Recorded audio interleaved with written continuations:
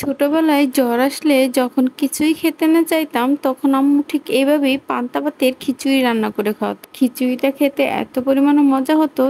আপনারাও কিন্তু বেঁচে যাওয়া ভাত ফেলে না দিয়ে এভাবে খিচুড়ি রান্না করে নিতে পারেন। তো চলুন রেসিপিটা দেখে আসি। এভরিওয়ান, আসসালামু আলাইকুম। সবাই কেমন আছেন? আশা করি ভালো আছেন। আমিও আলহামদুলিল্লাহ আপনাদের দয়ায় অনেক বেশি ভালো আছি। তো ভিডিওর শুরুতেই বলে নিচ্ছি, ভিডিওতে যাদের ভালো লাগবে অবশ্যই লাইক, কমেন্ট, শেয়ার দিয়ে পাশে থাকবেন।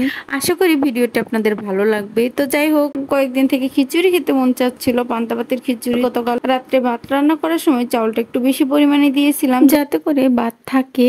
তো ওই ভাতগুলো দিয়ে আমি খিচুড়ি রান্না করব, মানে পান্তা দিয়ে। তো যাই হোক, এই তো এই ভাতগুলাই এখন ছিল খাওয়ার পরে, তো এইগুলাই এখন এই যে খিচুড়ি রান্না করার জন্য আমি রেডি করে নিলাম। তো এই যে পান্তাগুলাকে প্রথমে একটা কড়াই দিয়ে দিলাম, তারপরে একে একে সবকিছু দিয়ে দিচ্ছি। দিলাম এই যে ডাউল দিয়ে দিচ্ছি। ডাউলটা আমি ভিজিয়ে রেখেছিলাম একটু, ডাউল না ভিজালেও হয়, সমস্যা নাই, কারণ এই ডাউলটা তাড়াতাড়ি ফুটে যায়। তো ডাউল দেওয়ার পরে তো এখন এর ভিতরে পেঁয়াজ মরিচ দিয়ে দিলাম আমি আমার পরিমাণ মতো। আপনারা আপনাদের পরিমাণ মতো দিয়ে নিবেন। তো এই তো তারপরে আমি এর ভিতরে হলুদের ফাঁকি, মরিচের ফাঁকি আর দেন পরিমাণ মতো লবণ দিয়ে দিয়েছি, আর দিয়েছি আদা, রসুন, জিরা বাটা আর সামান্য পরিমাণের গরম মশলা বাটা। তো এই তো এগুলা দেওয়ার পরে আমি একটু তেল দিয়ে দিলাম। তেলটা দেওয়ার কথা প্রথমে মনেই ছিল না, পরে যে দিয়ে নিচ্ছি একটু সরিষা তেলও দিয়ে নিচ্ছি। সরিষা তেল দিলে অলওয়েজ ফ্লেভারটা অনেক সুন্দর আসে, মানে গুঁড়া মাছ বলেন আর খিচুড়ি বলেন। তো এই তো আমি সরিষা তেল দিয়ে এগুলোকে ভালোভাবে হাতে মেখে নিই। এটা কিন্তু অবশ্যই ভালোভাবে হাতে মাখতে হবে। মাখার সময় সুন্দর একটা ফ্লেভার আসে, মনে হয় তখনই খেয়ে ফেলি। তো আপনারা যারা হাতে মাখবেন তো অবশ্যই লক্ষ্য করে দেখবেন যে ফ্লেভার অনেক সুন্দর হয়। তো অনেকেই দেখি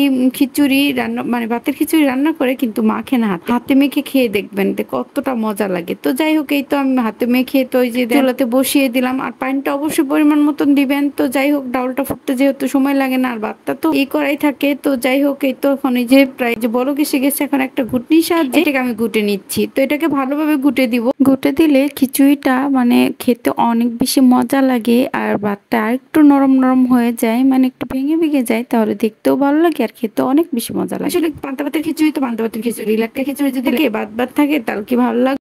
আমার আম্মুর হাতের খিচুড়ি এর চেয়ে কিন্তু আরো অনেক গুণ বেশি মজা হয়। তো যাই হোক, তো এটাকে ভালোভাবে ঘুটে দেন। এই যে এখন আমি একটু বাগার দিয়ে দিব। আর এত পরিমাণ লোডশেডিং হয় কি বলবো। এই যে এখন যে আমি রান্না করছি, এখন কিন্তু কারেন্ট নাই, আমি লাইট ধরে ধরে রান্না করছি। তো যাই হোক, এই তো দেখেন, এই তো বাগার দিয়ে দিচ্ছি। এখন ওই যে বাগারের জন্য তেল দিয়ে দিলাম কড়াইয়ে। তো বাগারে আমি বেশি কিছু ইউজ করি নেই, পাঁচফোড়ন দিয়ে দিয়েছি, আর এই যে দিয়ে দিয়েছি একটা পেঁয়াজ আর রসুন দিয়ে এই যে বাগারটা দিয়ে নিচ্ছি। যে বাগারটা যখন এসে যাবে, মানে কালার হবে, তখন আমি যে বাগারটা দিয়ে দিব। তো বাগার দিয়ে আমি আর একটু ঘুটে দিচ্ছি যাতে বাগারটা একদম খিচুড়ির সাথে মিশে যায়, মানে পারফেক্টলি মিশে যায়। এই তো খিচুড়িটা আমার হয়ে গেছে। কারেন্ট না থাকার কারণে আর পরিবেশন করে দেখাতে পারলাম না। তো ভিডিওটি কেমন হলো অবশ্যই কমেন্টে জানাবেন। কারেন্ট না থাকার কারণে ভিডিও কিন্তু টাইম মতো আপলোড দিতে পারছি না। এই পর্যন্তই। আল্লাহ হাফেজ, টাটা।